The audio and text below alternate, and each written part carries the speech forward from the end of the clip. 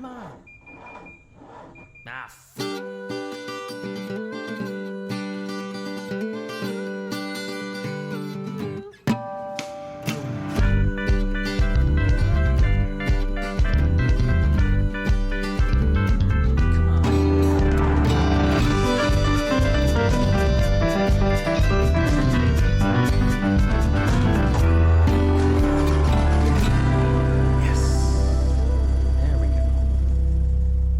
What's going on, everybody? Welcome back to the only podcast produced by three two-time winners of IMSA's Spirit of the Race Award. You're tuned into the Check Engine podcast. We are hosted on Anchor.fm and streamed worldwide on all the platforms that you use to listen to your favorites.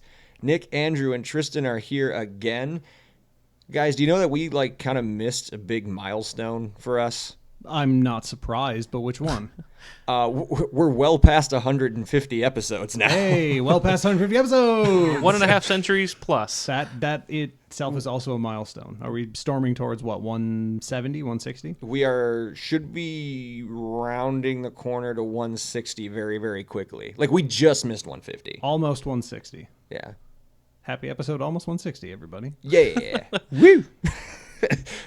We made a big deal out of the 100th, and then we just kind of forgot from there. Well, I mean, what's 50 more? That's not even double. I agree. And then, wait. It's 50% more. Yeah. What is the sesquicentennial? Is that 250 or something weird? 200? I think it's 150. I think Yeah. Okay. Well, I think it's 250. No, because didn't Wisconsin just have that in 1998? Yeah, whenever that was. Right? You're I was right. in school. Yeah, you're right. It's It's probably a grade school. Yeah. Sesquicentennial. Septuacentennial cupcake in a cup. 150th. You were right. Yeah. All right. I actually watched WALL-E recently. Oh, yeah? Completely holds up. That movie's fabulous. Yeah, it's a great movie. But we are neither an anniversary naming or WALL-E podcast. Pixar podcast. We could do Cars 2, boats. I don't know if that's Planes. Planes. Yeah.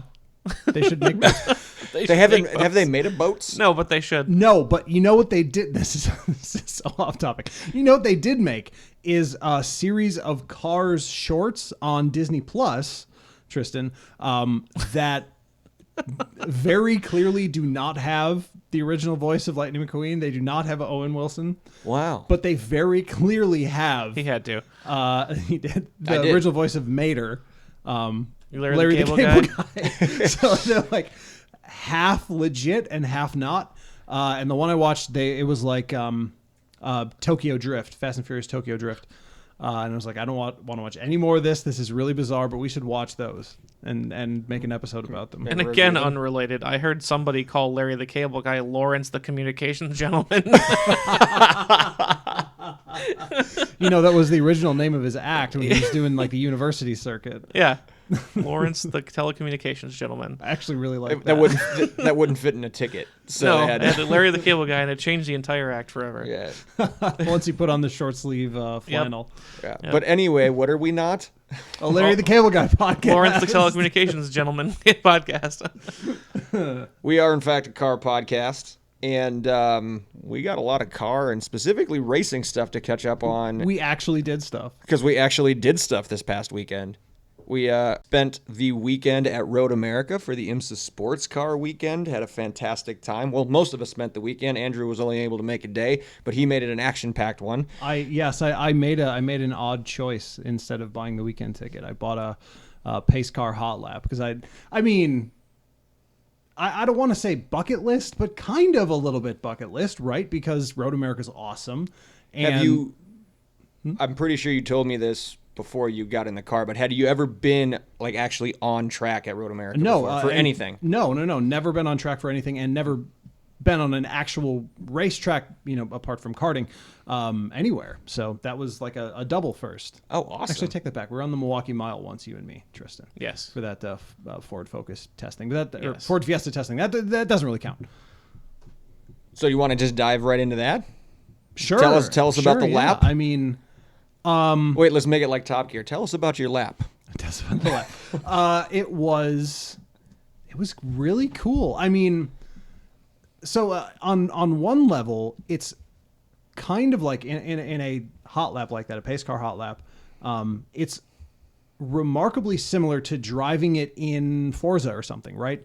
The representation, the feeling of the track itself is broadly similar to sitting in a pace car and driving it on a controller is what I mean. Like, I don't know what it's like to actually drive it. But so I was in a convertible Camaro SS with some older gentleman who just worked at Road America. So I'm sure he's turned in a ton of laps on the track itself, but it wasn't like he was a racing driver. He told me that he worked in marketing before he retired and spends his winters in Arizona and on and on and on. But So he's Nick. yeah, basically it's He's me in 25, 30 years. exactly that. 100% that. And what a great way to spend your retirement. Anyway, let me back up a little bit. So when I bought this ticket, it was the same price to do this and a Saturday as it was to do the whole weekend because of when I bought it. And I was like, oh man, you know what? I'm just going to do it. I've always wondered what this is about. I've always seen it. It looks really cool. I'm just going to do it. But when I showed up at the track, or when I got my tickets, because everything's digital now, they just have you print out a voucher. But when I printed out my voucher, it was just a regular barcode, which told me that, okay, this is information for exactly one thing. It's either the weekend ticket or it's the hot lap, because that it's not a QR code, which can, do Plenty of infinity things. You're right. So I get to the track and ask the guy at the entrance, like, hey, I bought this hot lap. What the heck do I do? He goes, just show up. Show up at the location. Show up at the cars at the time that they start. And it's like, okay. Didn't seem right to me. Cool. So I drive in and I go, okay. First thing I got to do, find the cars. And in previous memory, what I had thought I remembered is that there's usually hot lap cars by the IMSA tent. Now, what I mean is like their branded tent. Like their hospitality their style. hospitality Yes, tent. exactly. Slash that, yeah. media tent thing. Exactly there. But I went up in the paddock and couldn't find it. Turns out I just didn't go far enough. But texted Tristan. He said, I think they're actually down by the Corvette Pavilion, which makes sense because, or not Corvette, the Chevy Pavilion, because Road America is sponsored by Chevy. They're the official pace car. And sure enough, down at the bottom of that big hill, sort of inside of 5 there, that's where all the other pace cars were. But no one who worked at Road America was there. And it was 10 trillion degrees at this point. It was literally dying. So I said, Saturday okay. was an exercise in survival. It was real hot. So I'm just trying to figure out how this actually works. And I talked to a Road America employee who's Mr. Big Chungus himself, who's blocking off the hill there, blocking off the access to one of the back roads. And he says the same thing, just show up at the time. It's like, well, but no one, I didn't get a ticket, or whatever.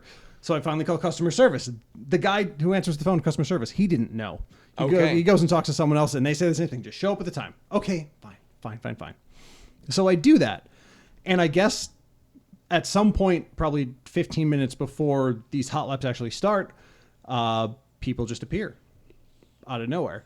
They grow out of the ground. By magic. Spring out of the ground, fully formed. With clipboards. And on those clipboards are everybody's names. Bureaucrats have arrived. So instead of, they have full online ordering, but instead of doing this all digitally for some reason, they still do it old school where they write down your name and check you off a list, which is fine. It's part of their charm. But what I learned is, so I did go to the Chevy area, which is how I ended up in the Camaro, and I'm fairly certain that I could have just gone to the other one and got in, who knows? Yeah, AMG, they were Lamborghini. They were sending an AMG. They had a Corvette. They had a couple of Lexus or Lexi And a running, 911. and a 911, and it looked like they were sending them at the same time. They but were. You were leaving out of like the 13, 14 area. Yes. Where they were leaving out of pit exit at the end of the front stretch. So that's, a good half a mile or more gap, so you guys wouldn't be running into one another, and they just kind of had it timed that way. Exactly that. And race control was managing the speed at which each group was going. So because I was in the first group, I guess I got the hotter hot lap, because as we were pulling back in, race control pinged our group and said, hey, remember the speed limit. Let's go down to 60 in front of the pits because of the other. So I think our lead car probably caught up to the back of the group that released first out of the pits. Yeah, I think also it coincided with the beginning of the grid walk. Yes. So I think a wide open throttle supercar barreling down the front stretch. If there's a mistake, it goes piling into a crowd full of people That's across also pit true. wall. Yeah, that's also very true. So anyways, that Camaro, by the way, spectacular. Yeah. Not an inch of wiggle in that chassis. Not a single complaint from the tire hauling around the track at, probably, an average speed of 80 or whatever, down towards 5. In the fastest area of the track, we were doing easy 125 plus. Like I couldn't see, I couldn't see the speedometer. It was off that. And that was the highest number I could see. So that was a great car. Going around the track was really, really awesome and over in just like a flash. You know what I mean? Yeah. Because I mean, you think about it, even the race cars, even if you assume you're half as fast as the race cars, that's still only 4 or 5 minutes total. And this was around two and a bit. I want to say like 240 or something like that. Yeah. The Carrera Cup cars were turning 208s. Yeah. The fast Carrera Cup guys were faster than or just as fast as the slowest GT3 guys in the big series. They were 208-ish. Yeah. So was there any part of the track specifically, like you went through a corner and was like, whoa, like I actually didn't expect to feel this or see this? Like, was there something that caught you off guard? Turn 1, the guy came in pretty hot. So because he didn't follow the pit speed limit. Well, yeah, basically. I think we kind of got off to a little bit of a slower start. So I think he was trying to catch up to the back of the pack and then just said, screw it, after really, really, really botching the apex into 1, which was fine. I don't care about shit like that. So that was the first surprise. 5 is like an iron grab in the car. Like that is all the way a 90-degree corner, like a pure 90-degree corner. That is all of the G-forces. And then you go up blind into 6, which is crazy. I mean, you literally can see not a thing. Again, to go back to driving it in Forza, if you're in the car and it feels uncomfortable to make that corner when you're in the car view, it actually is that shitty. Like there's nothing, and you are turning before you see anything coming over that hill. It's all about timing and feel. Like right about here I should brake, right about here I should turn, and by the time I crest the hill and can see something, the curb should be there. Exactly. I hope it's there. It ought to be there. Yeah. So that really is crazy. That actually is super technical. And then obviously, I think everyone would say this, the corkscrew is not a joke. Carousel? Yeah, sorry, the carousel. The carousel. The carousel. The carousel. Yeah, the carousel is not a joke at all. Like that feels like that's by far the longest part of the track in terms of how it feels going around that corner, which is crazy. That's so cool. I was a little, I want to say, underwhelmed by the kink. And I think it's probably because I feel like the speed at which you go into that, or the speed you need to carry through it, is the determining factor in how technical that corner is. We were going pretty quick. I just think it wasn't like race car quick. Yeah. I mean, you saw what happened all weekend exactly. when people got it wrong. Yeah, I'm not saying you can't screw that up, but just I think it was, I think it's harder the faster you go. Sure. And then it gets easier if you go so fast. Right, because then you just fly. Because downforce in the way race cars work. Right, exactly. So what did Hindhaugh call? Was it Ricochet Row?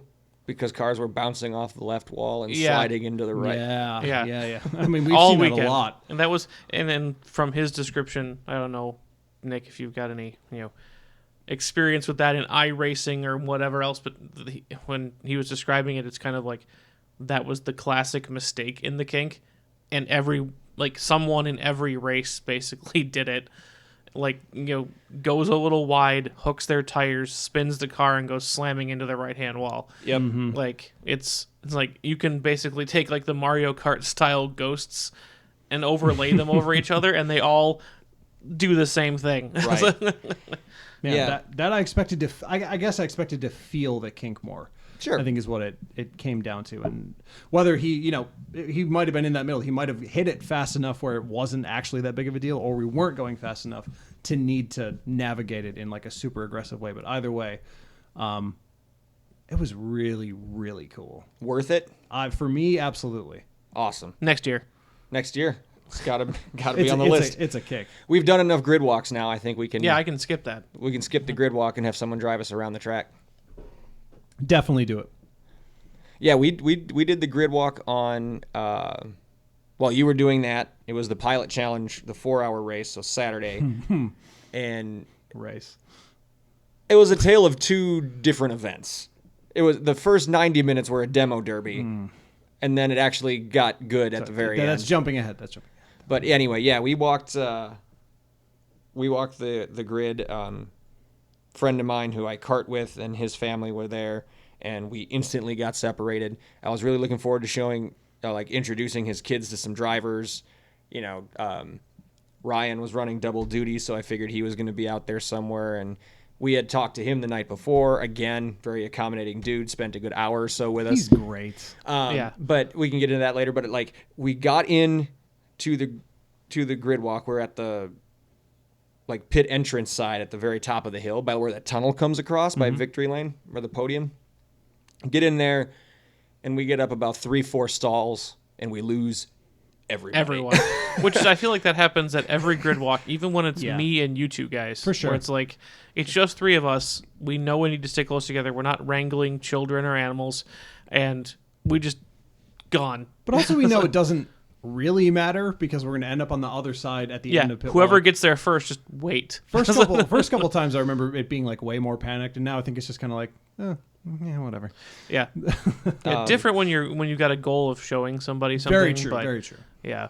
Yeah, which that was actually pretty disappointing that we didn't run into anybody or keep track of the peanuts long enough to do that. Peanuts. But we did reunited with friend of the show, Jeff Mosing from On Murillo IR. Racing. Yes. The drive yourself happy guy. Yeah, he's on IR. Soon to come off IR though. This think was he's gonna make it? This was scheduled to be the last outing for their current substitute, Kenton Cook, Yeah. who is a hot shoe. Yes. Boy. Yes. But yeah, great conversation. Pre-COVID, right? So it's been 2-3 years. He Yeah. still recognized us. Hey, how you boys been? And introduced him to Claire. And this is the guy who let us put our very first podcast sticker on our very first race car. yeah. And do I want to save his dignity and not share how he broke his rib? We'll do it in the most charitable way possible. That's right. So Jeff, from what I heard, broke a rib or a couple He of broke ribs. a couple, actually, right? a rib or two in a truly manly and gruesome jet That's right. boat Absolutely, accident. yeah, absolutely epic. Yes. The manliest, gruesomest, listener, however you're picturing this going, More as than bad that. as you can picture it, double it. Yeah. It was very extreme. And this is how badass Jeff Mosing is and how much of a manly man's man he is. He went to race right after that. That is actually insane. Did that and then went, Something's really wrong here. I took that bump in the curb a little wrong, and now maybe I'm dying. Yeah. Yeah, so what the doctor told him was that he had re-broken the rib that he didn't know he broke in the jet boat accident. Yes. So now his ribs are actually the separated pieces are overlapping one another. And they just get to stay that way because they don't disload. They don't break ribs and reset them. Ribs are just ribs. They're there to protect stuff. They don't bear loads or anything. So just let them heal like they're gonna heal. So my God. he will carry the scar of that jet boat accident for the rest of his life. He said he's going to have his bones labeled, though. So if someone ever digs him up, there'll be a tag on his rib that just says jet boat. Jet boat. That's very clever. It was definitely a horrible accident, not just climbing out of it. Definitely not. It had nothing to do with anybody can park one without having an accident. That's right. Yeah, it had nothing to do with the dock. Yeah. So don't even think that. Yeah, how could you? But, I mean, that sounds like about the most... I'm picturing a race harness. I'm picturing a race seat. I'm picturing the driving position of someone in a race car. Not comfortable. To get through all of that, even having just cracked a rib. Yeah. I haven't even fully separated, compound fractured a rib in any way.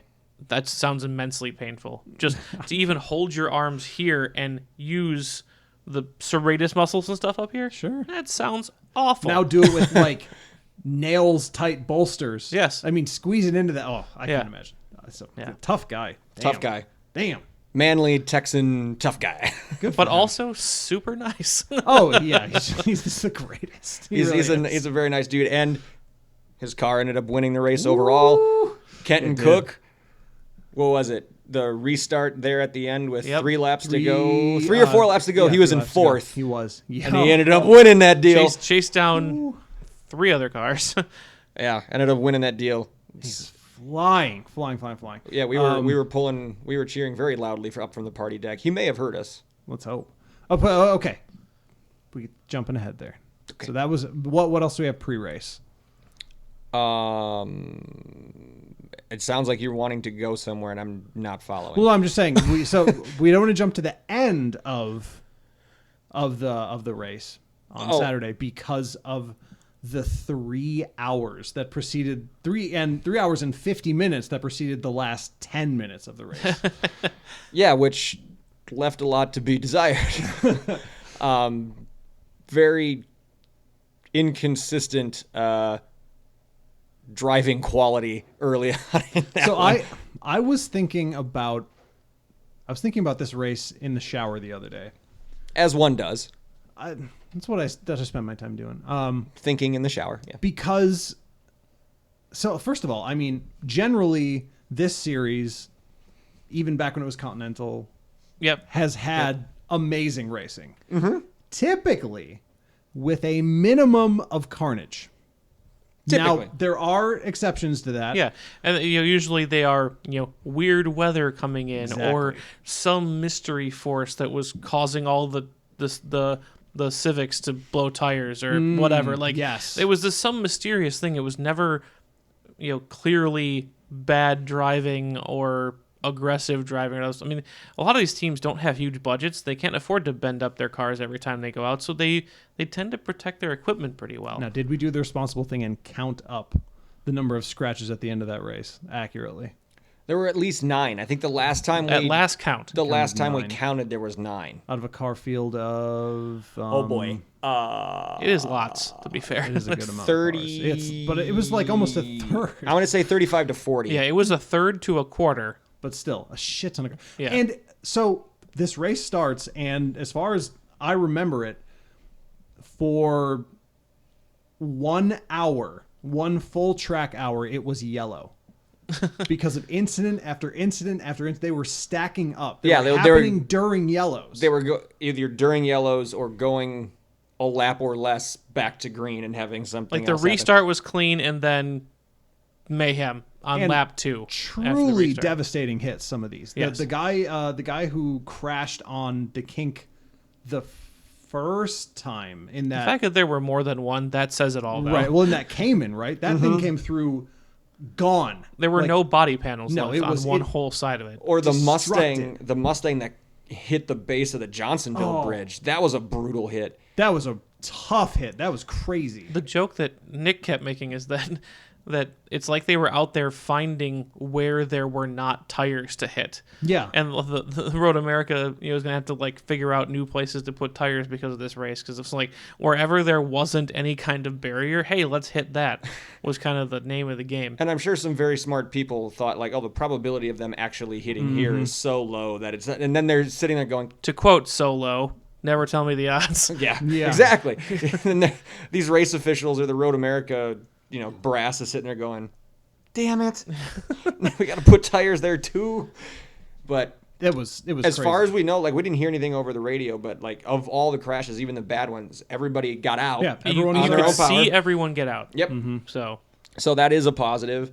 Which is really saying something because, I mean, like you pointed out, through the kink, you're not flat, but you're probably not lifting if you're smart because otherwise you get, lift off and Yeah. yeah, lifting is what causes the problem in the kink usually. yeah, so you're cooking through there. If might you not if be- you lift before the kink, and you Exactly. drive and you're pinning it through it, Right. Yep, Like or, as or you're at turning least, or in, at least throttle neutral. yeah, yeah. And like Actually, because lifting, you don't want that weight transfer of lifting off the throttle and like Yeah, because because- that's remember, what was it? A year ago, 2 years ago, there was that guy. I want to say it was also in the Pilot Sport Challenge who went through the kink, tried to go through the kink in a side by side, yes and lifted off and caused like a horrible accident. yes And it's like a multi-car yeah, kerfuffle. What was that in? Was that in? I think that was Pilot. Was that Challenge. Pilot? I think it was Pilot as well. The new, like, anyone who's listened to us for a while knows we make a joke about every track being a power track. But the phrase I heard more than anything else this year was, it's a commitment track. A commitment track. Yeah. Oh my god. And I think that the kink epitomizes that. Like, you do not vacillate. You do not waver. Whatever the choice you kink. made. You either ride it and run outside and just straight across the grass, or you stick it and it's fine. But do not try to change your mind midway through the kink, because that's how you end up ping-ponging across the racetrack. And that was go to in. that was Jaden Conwright in the fan forum on Friday. Yes. They asked to describe. He was his first time here, Oh, sure. and what are your thoughts of Road America? Your first laps out there in the first practice, and he took a breath and he thought a minute and he just went, "It's a pretty ballsy lap." Yeah. Yep. He's like, I've never been here before, and I don't really know the track layout, but it is a ballsy track. It is a commitment track. You got to know what you're doing and do it. It's like, yep. That is true. I mean, yeah, now thinking about, I mean, not only the hot lap, but watching cars. The weird thing about 6 is that if you screw up 6, then you're screwed all the way to the start of the carousel, because you will not get hurry downs right, regardless of what you do if you screw up 6. And that's what, technically three corners? 6, 7, 8. Yeah, 3 corners. So it's like... Tristan's counting on the coaster with the track map right here. Yeah, but I mean... there was so much stuff that went wrong during the first part. I was so bored by 2 hours into that race. I was dying of boredom. Yeah, it didn't help that was the lack of distraction we needed to deal with the heat. Yeah. Even I was like, you know what, this is what it's going to be like. Maybe I just go home. Yeah, it was really, really hot. I had a really good system from where we were at. Anytime the yellow flew, I walked into the woods to get some shade, took my hat off, let my head breathe a little bit. Mm-hmm. Every time I came back pretty refreshed. And luckily, because it was so hot, the Pilot Challenge had so much caution. I spent a lot of time in the woods the first half of that race. He was thanking the yellow flag. Yeah, so that worked out. But that was actually fun. I like that. Yeah, but the it always gives you something to talk about at the end, though. It could have been a boring race all the way up until the last 5-10 minutes. Something always happens. This series, man. Something craziness. Not only did our boys in Murillo Racing win with a last few lap dash, and they lost 2 cars throughout the course of that race. Yeah, so it was probably a net negative. At least money wise. Money wise, I know, but he won despite the odds, with his colleagues getting taken out or taking themselves out as appropriate per incident. And fill in the blank from here. 4th to 1st in what was 2 or 3 laps, because he was in the lead for the whole entire final lap. Yeah. So I want to say like 4th to 1st in like 6 minutes. Yeah, maybe 2-3 laps, something like that. that. Yeah. But in the other class in TCR, the little Alpha goes from 3rd to 1st on the last lap. Around 3 formation Elantras. Yeah, basically, like, they're all working together, and these cars, and another new term that we picked up this time to the track, I love it. Just the short version, getting, we always call it like getting hit with BOP or whatever. This guy called it bopped. He specifically said Blitzkrieg bopped. It was a great phrase. That's awesome. But even just using bopped is great. Mm-hmm. And I think these Elantras, even though it's kind of late in the season, they've had some time. Being one of the newer cars, because they moved away from the Veloster, they haven't had as much time to get bopped thoroughly. So they tend to do pretty well. And you would have thought that would be an insurmountable barrier. Like 3 or 4 Elantras flying in formation probably have a better BOP outlook than you do. And they're basically lapping the same pace. Yes. Yep. And just no. He's like, I'm going to go right past you guys. The one alpha driver, the one insane alpha driver with no premier sponsor. No premier sponsor, but the foresight to be the only team in the front half of the pack that was like, I'm going to risk my spot and get fresh tires. Everybody came in and just splashed some gas in. He's like, I'm going to lose a couple spots and get fresh tires, and made it up with interest. Yeah. after he that. just, and that's another big topic this year was the upcoming repave, how old the Yes. pavement is at Road America Right. and how much the tires do drop off. The Lexus guys were saying that in the course of a single stint, what is a fuel stint in a GT car, 55 minutes ish? Yeah, They're less than an losing hour. about 3 seconds in lap time. Holy crap. So, Yeah, it's a tire shredder out there, especially the curbs. So yeah, I mean, obviously, good choice for Team Alpha there to get the new rubber. But I was thinking about that too. So we've now wow, been, was that fun to watch him just? Oh God, it was amazing. And it's weird because you think like with the long straightaways that Road America has, you think it's going to benefit. Like in the Pilot Challenge, bigger front engine, like the AMG. You'd think it like Mustang. That Alpha is a fucking missile in a gonna say, straight I line. think it's Like you just so pointed out. slippery. It is a fucking missile. Yeah. It's like half the length of the Elantra. Yeah. So it literally is. It's so small. Just this little bean. Yeah.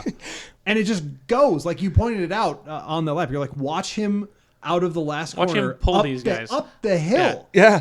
And he took like a spot and a half. It's like someone pulled him back really, really, really, really far and then let him go. And he, yeah, just no, took it's just off. sailing. And again, maybe it's the tires. Maybe it's just the fact that specific package is super, super great on the acceleration or whatever it was. But yeah, I was thinking about that because now we've been at 2 races where BHA, or Brian Herta Autosport, BHA, has lost races in the final lap based on tire strategy. Yep. But in unison. That was Yep. great. but on the flip side Stereo. of that, do you know what you say to your race engineer who's brought you no fewer than 1 championship in each of the past 3 seasons? You say keep it up. Yeah. Yeah. What are they going to change? No.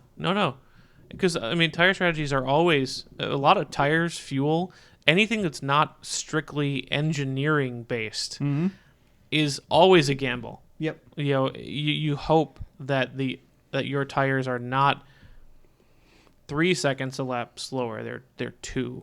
And if they were 2, you would have kept the lead or whatever. And it's, Right. it's hard to know until you do it. And like the last time it was, is it going to rain? Isn't it going to rain? That's Mother Nature. You literally can't predict that. Ask the weather people. Right. It's one of those things where it's like, if you're picky, a picky fan or whatever, you'd say, well, they had 3 in line. They could have done it for 1. Yeah. Okay, fine. Whatever. Who cares? No, go big or go You home. just got outdriven. You took a chance. The guy outdrove you. That's crazy. You put 2 on the pole instead of 3. Yeah. Hey. Well, yeah, when you got 6, Right, exactly. the odds are a little more in your favor. That's true. But Stack the deck a little. yeah, you're stacking the deck a bit. But hey, props to the Alpha team if you're hurt. They're like, hey, they beat us. They tried a different strategy. Guy outdrove us. We move on to the next one. Flying. Yeah. That guy was a maniac. The other thing I'll point out from that race was the Aston. I'm trying to think of the right word for that Volt Aston that was flying around, causing utter mayhem in every corner. It was. he bounced off a lot of. Or it was they. I don't know which driver it was. Right, yeah. But they were bouncing off a lot of people this weekend, and they're the point leader in that class too. Like it's not. They're not slouches. the Check Engine Podcast Loose Cannon Award. Yeah. But he was putting himself in the door, and so he pushed that green Mustang off the track. Yep.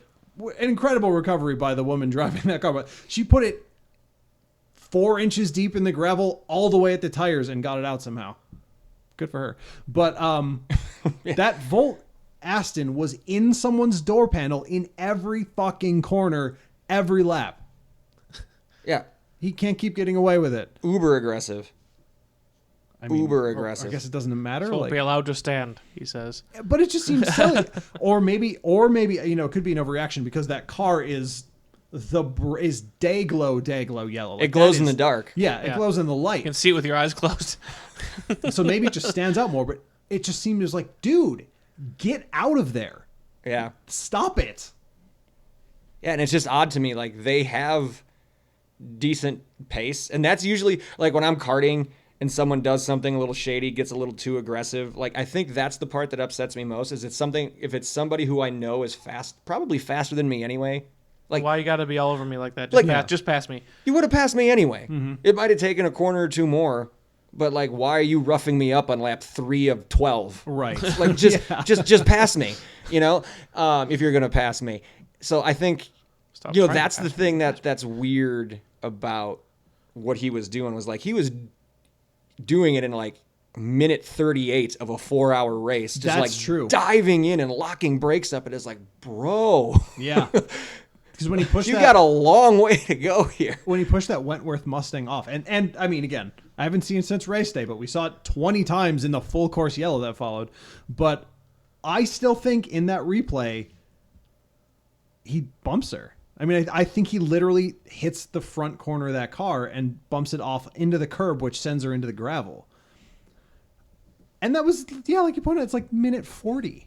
Yeah, like, Why? why at that point? Like, And why then he did it again in the last laps, which makes more sense, but it was almost exactly the same thing to exactly the same car in the same corner. Stop. Maybe those teams just don't like each other. I don't know. They don't now. Well, yeah, now they don't. Well, now they don't. But maybe there's something we didn't know about going into Road America weekend I mean, I guess it could be. that they but- gave each other a little bit less room. But yeah, that was crazy. Weirdly enough, we can dive into this more later, but after the Sunday races, Claire and I went downtown Elkhart Lake, and we ran into the IMSA race director, Oh, wow. who was talking about this very race. Great. So more to come on that. But That's probably enough about that race. yeah, and then Sunday was a very interesting race because of weather. Mm-hmm. It wouldn't be a Check Engine Podcast Road America weekend without a little rain. It was a lot of rain in the morning, led up for the Porsche race, and then they moved the start of the IMSA race up from like 12:30 to 10:40 because they got like a live TV slot opportunity. Oh, wow. Yeah, so it was a really early start for a feature race. That's kind of sick. Yeah, it was great. Yeah, And got go get home at a reasonable hour. and it was like I don't know if it ever actually like stopped raining. Like, it was a very light mist for most of the race, where yeah. most of the guys and girls could afford to stay out there on slicks just because they get hot enough where it's not going to matter. For sure. But there were a couple of times when it just decided to dump a little harder, and Suddenly you'd lose 3 prototypes. oh yeah, in All at the unison, same time. unison Yep. spinning off in one corner, and it was really interesting for me to see the comers and goers, like whether it's just how this car handles with wet tires on, or this, was the team banking on a wet race so they just set it up. Does the driver love it? Does the driver? But no one pays attention to the P3 category ever. No. But during the rainy parts, I noticed there was this, it was like a black and blue, I think it was like car number 90 or something, who in the dry, this car was like 5 seconds like behind the second to last place person in class. Sure. 10 minutes of rain, it was up to second in class. Yeah. Like, it just started tearing through people like, what the hell? What's going Loves on the with rain, the- I guess. Yeah, I don't know if it was the driver or the setup or both or whatever it was, but like, unfortunately, that was really the Acura's only shot too. Yeah. Like, Ryan in the rain got up as high as second in his category in Sure. GTD, but it just wasn't consistent enough. And by the end of it, it was a longer dry spell, and they had kind of dropped off a little bit again. But that was interesting to me just to watch, like, who's better in which conditions. Mm-hmm. Because even in a dry, like, a cool part about sports car racing is like everybody makes their lap time in different ways. Yep. You know, For sure. Yeah, straightaway when you add- speed or the twisty bits or whatever. But And then when you add the weather, it's a whole different, like, okay, do you make your speed in the rain or the dry? or the dry. Yeah. So that was fun to witness. The Acura, the Konica Minolta Acura, so Ricky Taylor and Albuquerque won overall. I don't remember who won P2 or P3, but in the GTD category, the Lexus team Yep. They sure did. won Pro, and our guy Aaron Tielitz with His Eyes in the Sky, another former guest Steve Welk, got third in the GTD category. Mm-hmm. So big weekend for the Lexus team. Yeah. If you come on this podcast, you will have success in IMSA. Yeah. It's proven. At least some. At least some. At least some. So, We talk about, like, some drivers make their speed in the wet, some in the dry. You know who none of them make their speed in the wet? Porsche. The Lamborghini Super Trofeo race. Oh, Jesus. Was that bad? It was after the WeatherTech race. So we thought, hey, we'll stay. Yes. We'll let the most of the Crowds traffic die clear down. out a little Yep. bit, and we'll watch a bunch of rich dudes destroy their Lamborghinis. They started out dry. The end of the big race was dry. Track was dry. Started out on slicks, and it started raining. 8 cars. 8.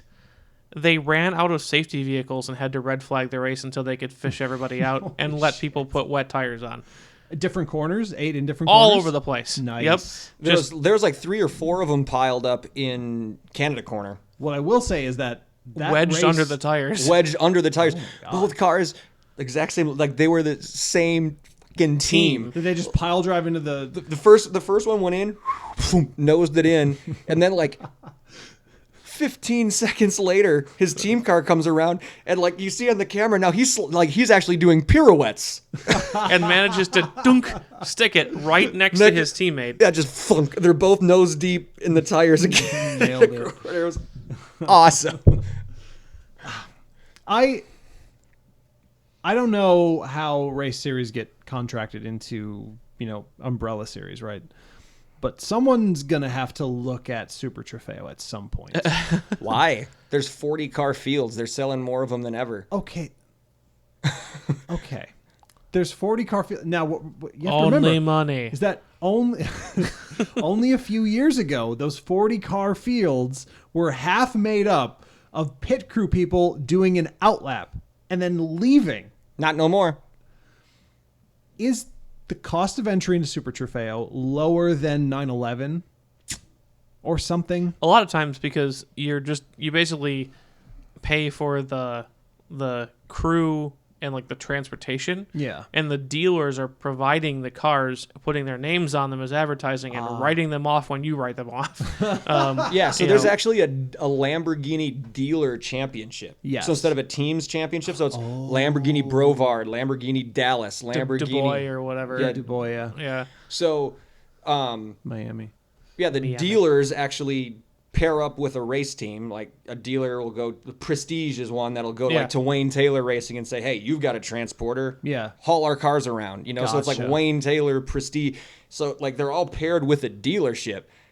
And so they said there was 19 dealerships represented this year, and every one of them was running more than one car. I see. Okay. No, Lamborghini you're right. Dallas with NT Esport, they had 3 or 4 cars.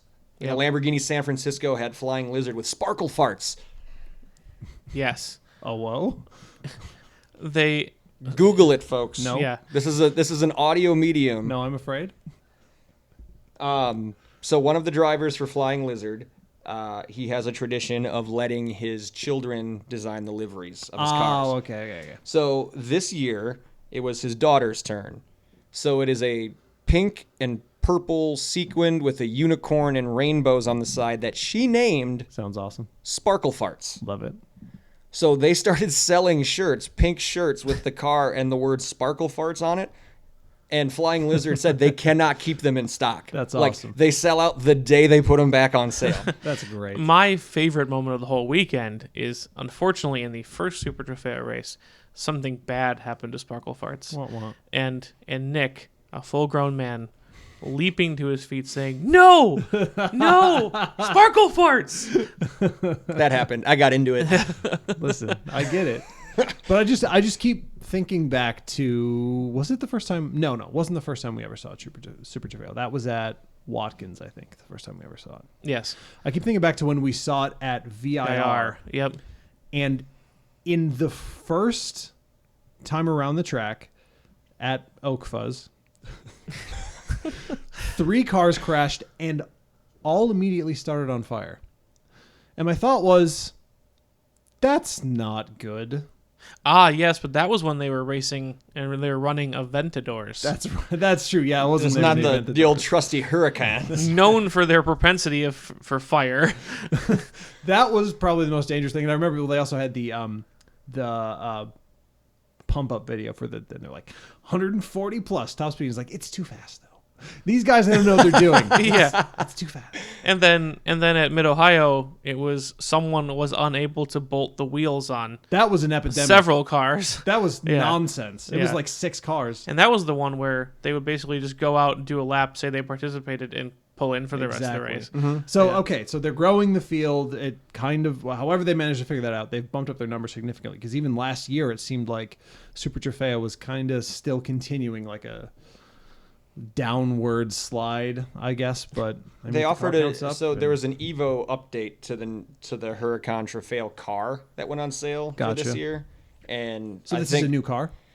an upgrade kit Yes. basically to the car from last year. Gotcha. And I think people saw that as an opportunity, like, hey, we can buy a used car Oh. and then get this little upgrade kit, and we can Gotcha. still be relatively competitive as opposed to dropping all of our money on a brand new, unused, untouched one. Right. So I think that that bolstered the grid a little bit.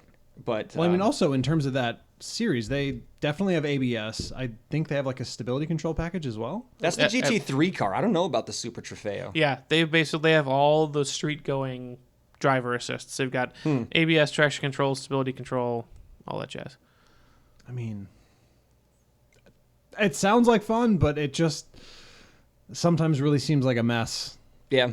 more often than not. To me, that's kind of the appeal. Fair enough. Because, I mean, honestly, no one gets hurt currently. Knock on wood. Don't Right. knock on wood. Deafen everyone. But Not you know, right now. Yeah, that generally they just kind of stuff a Lamborghini in the tires and walk and drive home. Right. Fly home. Let's face it. Yeah. And and it's good fun. Instead of watching the professional race car drivers perform badly, which is kind of sad. A little. You want everybody to have a nice clean race when it's these professional drivers you idolize. You can point and go, "Ha ha, rich guy stuffed it," which does have its own appeal.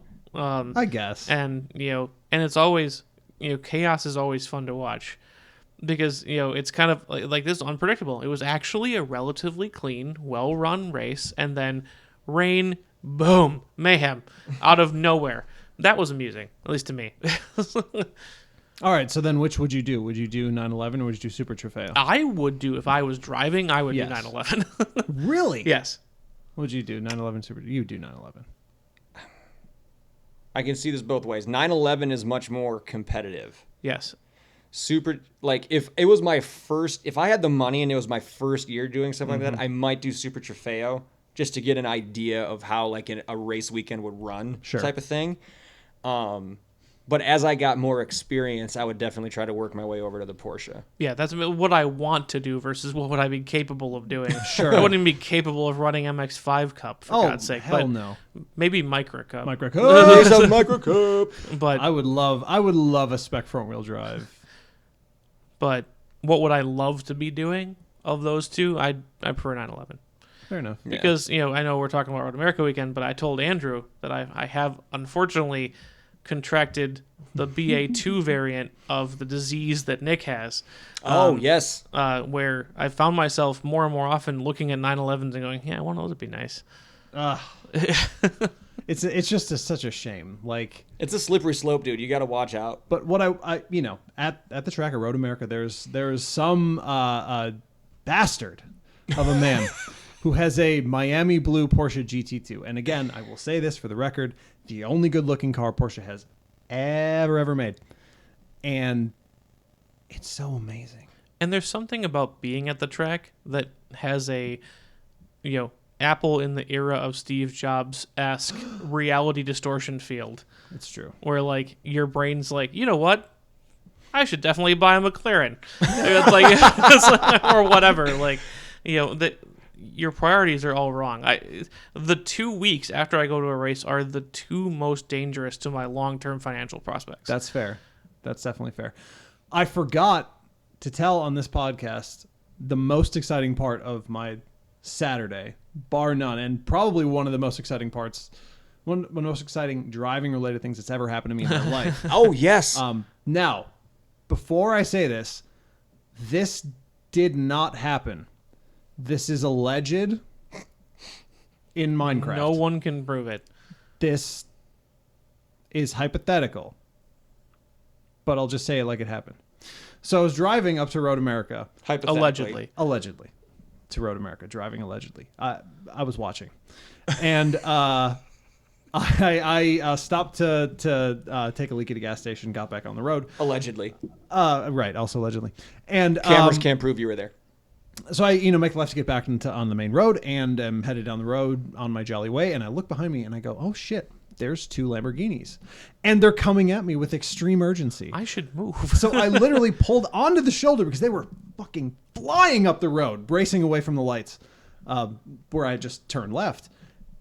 And they blow past me, and there's 2 more behind him, and there's 2 more behind him, and 2 more behind him. I was like, holy shit, what's going on? So I pull out, allegedly, and follow them down the road as they're doing $150. I mean, they were pegged. That's kilometers an hour. Exactly, yeah. It's in I European. roll. So I'm following them as best I can, and they are sailing down the road. And I look behind me, and there's more Lamborghinis. I was like, holy shit, I got to get out of the way. And these guys are sailing past me. It's 10, it's 15, 17, 19. And I'm like, oh my God, this is so many Lamborghinis. And finally, there's kind of a break in the Lamborghinis, and I'm kind of following along. They're all pulling away because they're just sailing down the road. Left, right, going around traffic. We slowed down to a mere 20 over the speed limit to go past a cop who had someone else pulled over. I bet he was sick about it. And suddenly I look behind me and I'm telling Tristan, like, hey, I'm in a shitload of Lamborghinis right now, like more Lamborghinis than I've ever seen in my life. And I'm texting him and I look behind me and there's more. There's more. They're pulling up. They come shooting up from behind the traffic. There's like 7 more behind me. Little did you know, they actually just drive the Super Trofeo cars up there. They don't put them in transporters. They Yeah. just- Well, I mean, Little known fact about that series: the dealership representatives drive them from racetracks. I mean, I think they mostly came from Illinois, but it was a mix of all different colors, different models, even one SUV. And they were flying down the road. So by the time I got to the turnoff for Road America, I realized that the second 2/3 of my drive had taken the same time as the first third. Allegedly. Time is tricky that way. Yeah. If, it seemed that way because Perception obviously is reality. Yeah, you couldn't. This couldn't happen in real life, but super inconveniently, we take that left to turn onto, what is it, J, as you're kind of connecting over. And they all just stop dead in the middle of the fucking road right on J. I'm like, why? Guys, You guys. But why, though? And so they're taking up, because those Lamborghinis are so wide, they're taking up the entire lane plus the shoulder. And it's like, but we have to get past. I have to go to the track now, guys. Me and this V6 Challenger that's in front of me. We have to get past this row of Lamborghinis with some speed because there's 30 of them in front of us and more coming behind. That was a really weird experience. That is the best Wolfpack of all time. Do you think, Tristan, that as one of these 30 Lamborghinis were sailing past Andrew, one of them looked and went, holy shit, an Elantra? Is that an N line? If they were car people, genuinely maybe. It's possible. But if they were just Lamborghini people, they didn't even know he was there. I'm certain they were annoyed. What is this person doing on my road? Something's in my way. Ew. I didn't. Ew, what is it? Yeah. Ew. Looking back, I don't know what would have happened if I did not move off to the side of the road for the first 2, because they did not seem that interested in slowing down. They would have split you. They probably would have. Yeah. But I wasn't interested in that kind of traffic interaction. Let's not find out. Yeah, exactly. Hey, let's do it again. Let's try to time it next year. You tell us what happens. Exactly. No, that was insane. I've never expected anything like that to see it, right? I didn't see really anything. cool. No, I couldn't. I mean, we saw a lot of cool cars at the track. We saw Yeah. the matching, well, not matching, but it was the McLaren and then the Lambo convertibles, both with car seats in the passenger seat. Andrew almost snarfed his water. I did almost. But they had like basically matching license plates. It was like, Yes. what was it, Jamber or Jam? Jamber, I think. Yeah. It was Jamber 7 and Jamber 9. So it was like, okay, mom, dad, with a kid each.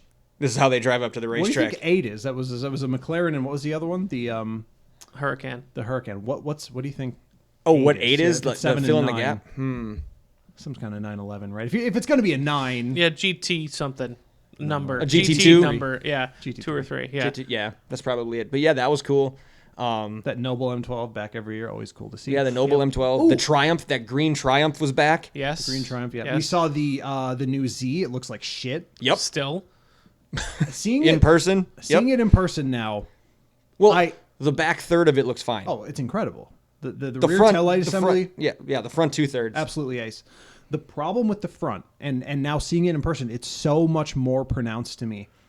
They tried to be cool. They tried to do something that looks like a street tuner did it. So on the front grille, which is perfectly square and looks like shit, they used 2 different sized, I guess like holes, grill patterns. Yeah, like the honeycomb-ish pattern. There's The one webbing. one that's smaller, one that's larger, and it just looks like totally quarter-assed. It does Someone not look made a real. mistake. Yeah, it looks like something that you would normally have paid for as a like a aftermarket tuner thing that like maybe you should have spent for the upgraded one. But this came from the factory like that's like it looks like shit. Yeah. We also saw a golf cart with an astronaut mannequin on top. I did see that. Yeah. Yes. I think it was a smack at Tesla because I think there was Yeah. it had like a quote bubble coming out that Where's said my Roadster? "Where's my EV?" or "Where's my Where's Roadster?" my Roadster? And then Occupy Mars. Yeah. Occupy Mars. So A pro Elon Musk. so that was So there was that. Socially, really cool weekend. Like outside of track stuff, we mentioned Ryan was again just a gem. It was hilarious how his tune changes when you replace a microphone with a can of beer. Yes. I mean, we won't he's make like- any. We won't make any comments to get him in trouble. No specifics of what tune changed. He's just great. But his press conference voice and his "I've got a beer" voice, very different. Very different. We'll leave it at that. What I will say is the same thing I'll say every time anyone in this podcast ever talks to him. Honda's really screwing up by not having him be the public face of the brand. We Yep. already know this to be true. He has an audience. He We sells mentioned that to him. everything that he touches. Yep, we mentioned that to him. Claire was doing an incredible job being our podcast marketing and PR. She gave away all of our stickers to everybody, unsolicited, unannounced. Just would walk up and start passing them out to people. I tripped over my own shoelaces and pulled a nick by potentially getting us another podcast guest. We got a new driver guest. Yes, That's great. Potentially. No announcements yet, but we've got someone to email and potentially add to our list of guests. And Completely by accident. completely by accident, as I mentioned that we had Bozzy on our podcast once, that set off a whole chain of events that are not great fodder for this podcast. But Name everybody opens doors. everybody was doing their part this weekend. Yeah, it was crazy. We did see Bozzy. Saw him in 2 different places, actually, because we'll wrap up with our post-race story from Yeah, which Siebkens. even I haven't even heard all of this story yet. Yeah, so we saw him on Friday night. Said, hey, how you doing? I was wearing my Bozy Bot shirt. So he was a fan of that, obviously. And then, so the main race ends on, real quick. Another one of the guys that I race with came up and visited us during the WeatherTech race on Sunday. And he told me, he had just announced, he and his wife announced a few weeks back that they're expecting a baby. Nice. So, hey, congratulations, Brian. Always. And he said, when we found out she was pregnant, we said, fuck it. And we bought tickets to Spa F1 in a couple weeks. We're going. So he turns to me and goes, you want me to put your sticker up there? Yeah. And Claire had one left.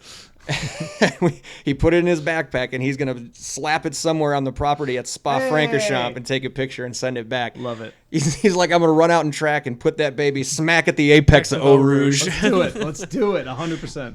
But so thanks, Brian. Good luck with that. Best of luck. First and last time to Spa. That's right. So the WeatherTech race ends. We watch the rich dudes wreck their Lamborghinis in the rain for a little bit. And it's still relatively early in the day. 3 o'clock, maybe, 2:30. Yep. So Claire had mentioned, I'd been coming up here for a few years now. I've never been to actual Elkhart Lake. I've never been downtown Elkhart Lake. Should she Should she be here? You want her? She's just sitting right there. You want her to get You on wanna the you wanna hop in and help tell this story, Claire? mic? Okay. No. You sure? no. You've been on. No. John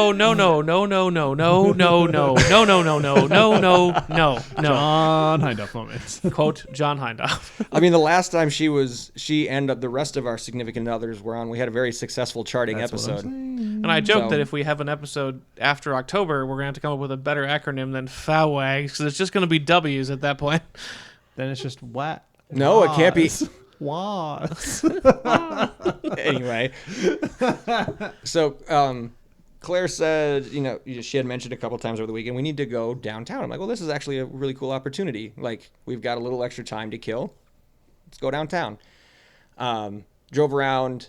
We stopped at the Tiki Bar, which is right in the lake, but it was kind of misting and raining, and it's mainly outdoors, so we didn't stay there very long. We had a drink, pounded it, and they were like, oh, Siebkens is right up the road. That's the place. You gotta see Siebkens. Mm-hmm. So we're walking up to Siebkens, and the IMSA race director, who used to be the IndyCar race director, Bo Barfield, chilling outside of Siebkens, flip-flops, stogie in his mouth. And as we're walking by, we've both got our CEP shirts on. He goes, is that JL's podcast? We're like, Yeah. why, yes, it is. And I'm like, by the way, you were a great guest on Dinner with Racers. And he goes, oh, thanks, man. That was fun. I'm like, we actually had them on our show, too. And he goes, oh, really? That's cool. And he goes, I'll have to check you guys out. He pulls his phone out, and he takes a picture of me and Claire. So he has the logo captured on his phone. That's great. So Bo Barfield might, maybe on his plane ride home yesterday, listened. I don't know. We go into Siebkens, and Claire's like, do you recognize anybody? It's Nick at Siebkens. He recognizes everyone. It's true. So here's who I recognize. so here, real quick. Here's my list. Not just anybody. I said, hey, you see that guy in the corner with the red glasses? That's Sebastian Bourdais. 4-time IndyCar champion, now driving a DPI for Chip Ganassi. Yep. Ran the Ford GTs at Le Mans when they were still a thing. Oh, wow. He's actually from Le Mans. That's awesome. He was actually drinking a beer that looked like it came from the French countryside. But it didn't. It came from the tap at Siebkens. Sure. But it could have fooled, the untrained eye. And so Claire walks back to the bathroom, I guess, and we both walk back there. And Claire, as we walk by, goes, hi, and he goes, hi. And then we go up and get a drink, and the Vassar-Sullivan team is celebrating a very big weekend, a double podium and a GTD Pro win. So the entire team starts flowing in. So Bozy is one of the first. Mm-hmm. So hey again, Bozy, congrats. I can finally get you that beer I told you, so I get him a beer. The rest of the crew is coming in, and we're sitting there, and Claire goes, and we see Sebastian and Tristan Vautier, who was another former IndyCar driver who drives that Mustang sampling DPI, Yes. was with Sebastian, and they go up to that other little sidebar where you order food. And Claire says, I'm going to buy their dinner. I said, oh, okay.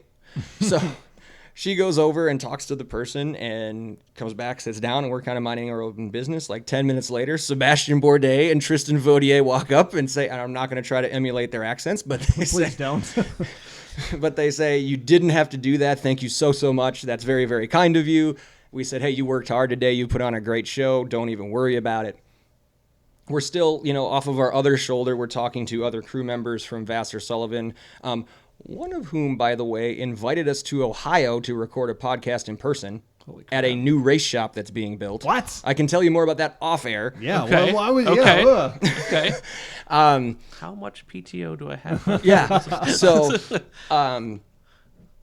there's that going on. Jimmy Vassar himself walks in, the owner of Vassar-Sullivan. I dab him up, say, okay, great win today. He's like, thanks, man. He was one of the only two guys, and I said this to a bunch of people in there when I was talking to this crew member. When I first got out of school with my marketing degree and I was passing around my resumes and shit, there were two people who I passed a business card and a resume to who actually talked to me for a minute. Mm-hmm. One of them was Mike Shank. The other one was Jimmy Vassar. Yep. And that so far with Mike Shank, that holds up as to what we've heard about him and what we've experienced when we've dealt with him in other contexts. Yes, very true. And also what the crew was saying about working for that team. Yes. They said, hey, it's that, a lot of times there's a bunch of flying dudes that don't really know each other that well. And like one of the guys was saying, like, this is like the most family race team I've ever been a part of. Mm-hmm. And you can tell they were betting on each other, arm wrestling at the bar. we met this one kid, his name was Cole. Looked like the youngest guy there. Maybe Kevin Hart size, like 5'3", 5'4". And we were talking to him at the bar, and we're like, so what do you do for the team? And he's like, well, I'm kind of new. They don't let me do too much. Mm-hmm. He's like, I'm not really allowed to fix a whole lot. He's like, every time either car comes off the track, I need to wax it. Sure. So it's like low-level job on the team, right? But he was so passionate about it. He made the point to say, he's like, every time that car leaves the track, I make sure that thing is fucking perfect. And then they were going to hang their winner sticker up in Siebkens, and they let him do it. Hey, yeah, there you go. And he couldn't reach anywhere that was actually open. So Bozy picked him up like you're holding a little kid up to a basketball hoop, and they let him put the sticker on the ceiling. But then the IndyCar race from Nashville is on as this is all going on. And it's getting down to crunch time in that race, which, by the way, Scott Dixon won. Now in sole possession of second place on the all-time wins list. Hey. Side note. Claire goes, I think I'm going to go try to watch the rest of this race with Sebastian Bourdais. How cool would it be to say that we watched an IndyCar race with an IndyCar driver? That's true. And I'm like, give it your best shot. There's 2 open seats at his table. So I see her walk over there. And she kind of leans down and points at the chair, and he points at the chair as well. And she sat down, and he was more than gracious. He was like, I walked over a couple minutes later. We watched the last 10 laps, and he was like explaining to her, like, okay, this is why you want to brake at this point in the corner, telling her which drivers he loved to race with, which ones from IndyCar he really, really liked, which ones he really, really didn't like. Which liked less much. I don't know who in IndyCar listens to this, but I'm not going to say any names. Yeah, there you go. There you go. Smart. But he was just like, every lap, almost every corner of every lap, he was answering her questions or mine, or like voluntarily spilling out more information. It was absolutely fantastic. It was the coolest thing. He's living the dream. We watched IndyCar with an IndyCar driver, like right then, and it was so badass. That's awesome. It was so cool. We ended up staying until too late. Like shit. We were like, it's 3:00. We'll go in for a drink and just to show her around. And Sure. I think we left at like 7:45. Yeah, you were still texting me new things you had seen or people you had talked to at like 7:30. Yeah. I was doing baby bedtime. So Yeah. So just a fantastic way to wrap up the weekend. And when we left, she was like, we're doing this every time we come up here now. Sunday after the race, we're going straight to Siebkens. That's awesome. I'm like, yeah, we can do that if you want. As soon as I get the taillights fixed on the trailer, I can also do that. I had to get home before dark today on Sunday because otherwise I get pulled over. Right. The trailer, yes. I forgot about how was your camping stay in that? Excellent, honestly. Me being an Pop-up camper, by the way. me being an overly dedicated host was very worried on the rainy night because the last time we had it out in the rain, it had performed perfectly until it then didn't. Mm-hmm. And the inside got very wet very fast. And we had made repairs since then, but they had not been battle tested. Sure. So I was like getting up, making sure that like touching the seams and seeing if everything was okay. And that kept me up all night long. But other than that, it served its purpose remarkably well. We had 3 of the 4 beds occupied, not even to capacity on one of them. My dad was alone on the queen-size bed, and I was in the little child's bed because I fit when I go sideways because I'm short. So I slept like a baby otherwise. The air conditioner worked. The beds worked. It had more than enough space for 4 people. It could have fit 6, 7 people. Sure. The only thing I would have changed is I would have remembered camp chairs. So Yeah. I wouldn't have had to sit on the picnic table. Yeah. And then also not burn myself on the Coleman lantern. Yeah, Oh, he managed yeah. to singe himself a But little. other than Quite that, red. the thing, it held up. That's the it's gonna be hot. The pop-up held up great. Yeah. It was an awesome idea. Nice. I was actually telling her, and actually told my parents last night, and they're actually kind of into the idea. Uh-oh. They have those more like permanent plots up there, Park models. and they have those park models. They look like little single wide manufactured homes, like a few hundred square feet. Mm-hmm. I was sitting there just doing the math, and I'm like, between all the karting and the IMSA, IndyCar, if we go up for NASCAR, World Challenge, like you could easily see yourself up at Road America like between 8 and 10 weekends a year if you're someone like me. Mm-hmm. Definitely. Wouldn't it be cool to not have to worry about accommodations all the time and just have this little park model and then just drive right into the track, the day after? This is how you fix the BMW issue you're having. You get the property, you invest in Spend all your money on other things. Yeah, exactly. then get and then I won't do double takes at the BMWs because I'm like, I can't afford Well, it. no, you still will, but you'll have the property first, and then Yeah. success. So, we've got to get through wedding and all that kind of stuff first. But, That's true. a few years down the road, I feel like that would be a really cool little thing to do. That would be really And then, hey, cousins, if you want to just bring your kids up to swim in the pool and go on the lake and fish and stuff, and you don't care about anything at the track, cool, here's the keys. And it's a beautiful area. It's a beautiful area. Go into Elkhart Lake and rent a boat. Do whatever. It's I think it'd be cool. It'd get a lot of use. Definitely. So Do it. Do it. I want to use it. Yeah, exactly. Yeah, unironically. So, we got anything else to talk about? Anything to wrap up the IMSA weekend? It's the fastest hour in history. I Yeah, know. right. Hour and I don't 11 think minutes. so. Just a general comment. I don't want to risk beating a dead horse or anything else, but we probably mentioned it before. But this weekend was just an example of the best version of this series. Mm-hmm. The racing is always come and go. It comes down to a lot of factors, but the fan accessibility, the racing quality overall, the experience, the tracks. I know that Nick, you mentioned that they IMSA kind of sees Road America as the template track, but we've had genuinely excellent experiences all over the country and in Canada.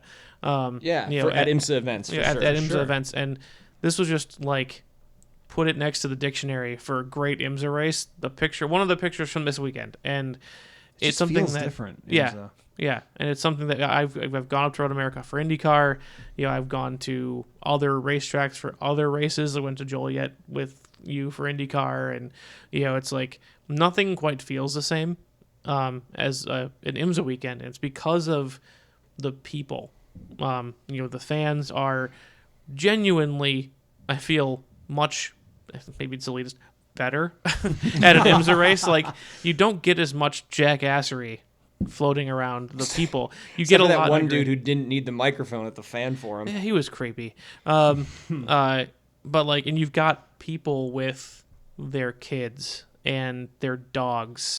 It's just such a pleasant place to be, regardless of the racing. And then you throw on genuinely excellent auto racing, getting to hang out with cool famous people. Like, it's even though the thing is, I don't think any of them, or very few of them, would even classify themselves as such. I would agree. It's like, oh, you guys think I'm cool? That's weird, but go ahead, and I think that's why we keep doing this every year, and I think it's something that they gotta hold on to it, and it seems like that they're dedicated to doing so. Yeah. Based on their state of the series addresses and all that kind of stuff. So very encouraging, excellent weekend, super cool. Where else but Road America do you get the quality of racing, the quality of track, the quality of food, the quality of the community around the track, like Siebkens. Yeah. So. I've said it before. I'll say it's heaven on earth. That place. It's so cool. Ryan actually texted me after, the next day. It was like, "Hey, thanks for the beer. I really enjoed chatting with you guys again." Hey, that's nice. This is a guy that people will line up to get autographs from. Yeah, and podcaster, Amazon series, race car driver, legitimately famous. Legitimately a Honda salesman. Sells everything. Hear that, Honda? Sells everything. Yeah. And it's just like, and the fan that bothered to come up and bother him and be like, "Hey, I want to talk to you," years ago, gave you his phone number. Like, Yeah. I don't give family members my phone number. So it's He's just great. it's a truly unique experience across the board. Yeah, for sure. That's a great way to sum it up, man. I can't think of another bow we can even put on it. So we should probably remind people how to get in touch with us. If you are up at Road America and want to share your Road America experience, you can reach out to us. Find us on Facebook, looking up Check Engine Podcast. Andrew, where can they tweet us? At Check Engine Pod. I Tristan. want to do something different. Why it gotta be that way? A little flair. All right. All right, Tristan, how about Instagram? At Check Engine Pod. Yes, that's what I'm talking about. Check Engine Pod for both of those. Yeah, like, share, post. We'll actually have Instagram content. Posted one already. They are trickling in from our newly enlisted photographer. Official, unofficial podcast photographer. Yes. My father, who has been taking car pictures non-professionally for decades now, and it really shows because it's way better than anything I can ever take. Yep, absolutely, 100%. So we've got some good stuff coming, including some spy shots of Andrew and his hot lap. Of that car. That ragamuffin looking car. It drives great. It just looks like shit. The convertible. Yeah, so find us on the socials. On whatever platform you may be listening to us on, be sure to hit that subscribe button. And what's the other one? Oh, leave us a review. That's what it is. That's a good one. Yeah, you can do that too. Preferably 5 stars if you don't mind. That just helps with our big old internet algorithm that's out there. Beep boop. If you're really into what we're doing and would like to support us monetarily, you have 2 options to do that. You can go to our homepage at anchor.fm/Check Engine Podcast and find the little support button, or we do have a Patreon. It is patreon.com/Check Engine Podcast. Everything pledged is put towards either making this podcast a better experience or for Tristan and I to buy hot laps in pace cars next year. Oh, yeah. I won't lie and tell you that won't happen, because that'll generate content. That would actually be the perfect Yeah, opportunity. feel specifically good about doing that for See, us. but That'd that's be the thing. great. If we all do it, then we can test the theory that if you just show up at one random location, wherever it is, because they're going to have the 2 split. Yeah, we'll split it up. You go up to the end of pit road, you go down by turn Exactly. 13, you hang out by the carousel and just see what happens. Oh, that sounds like I'm not getting a ride. That's not fair. Someone's got to, you got to test. Science, man. Yeah, That's science. just how it works. It's in the name of science. A driver might come by. Hey, like what I've got happened a to hot me, by lap. the way, as I was standing at the golf cart station, pick up a Road America man holding a fistful, literally a stack full of money. That was so funny. offered me a golf cart ride. He was waiting for the shuttle, and a guy on a golf cart, literally holding a fistful of $20 bills, goes, "Where are you going? I'll take you there." Like really intensely, I was like, shouts at him. I just said VIP tower because it was on the other end And of he the track. does the basically where I was gonna comically go. large sky hook over his shoulder. Get in, and waves his hand over his head, and Andrew's like, "Oh, okay." And he looks at me, and goes, "You want to go?" And I was like, "I don't have my hat or my sunscreen. I got to go to the bathroom, so I can't go. You go though." Hopped into them, and he had worked at Road America. It's just like, He's the cash guy. where did he come from? Yeah, he was the money guy. I didn't realize until I was in the golf cart with him that he was holding a fat stack of cash. What was that? But why? It's probably from giving people rides. I guess so. Anyway, Yeah, you expected a tip, did you not? no, okay. he wasn't. Yeah, So yeah, your donations would either make this podcast better or pay for our pace car rides or our offhand black market shuttle rides at the track. exactly. Yep. So thank you for that. Who or what are we shouting out before we turn the microphones off this time? I mean, it's probably just got to be everyone at the weekend, right? Everyone we talked to, everyone who entertained us, everyone, Claire specifically, who apparently did all of the work Say going out and headhunting talent. and should probably be employed at this point. My dad for also Every should be employed every for cent pledge photography. goes towards Goes to making Claire. Claire an employee. Claire the PR person and my dad the photographer. That's right. Yes, absolutely. We need staff now, guys. Come on. Sebastian Bourdais is mine. Sebastian Like, Bourdais. just make a really special, and honestly, the entire Vassar. Like, it was the Vassar Sullivan crew, Seb Bourdais and Tristan Vautier in the corner, and us in that bar. Like, and they So just awesome. they Yeah, were, everyone at Vassar. if they had Fozzie if they had a Aaron and- if they had a shitty day, they probably wouldn't have been as accommodating, I wouldn't think. But like, they just like welcomed us into the celebration. Here, watch them arm wrestle. Here, take this tray of shots. Here, like. watch him arm wrestle. Like, it was incredible. So thanks to Vassar Sullivan, Seb Bourdais, everybody at Siebkens. And as always, thank you, listeners, for your continued support. We love hearing from you. We love recording this for you, and we cannot wait to speak to you again. Until then, take care.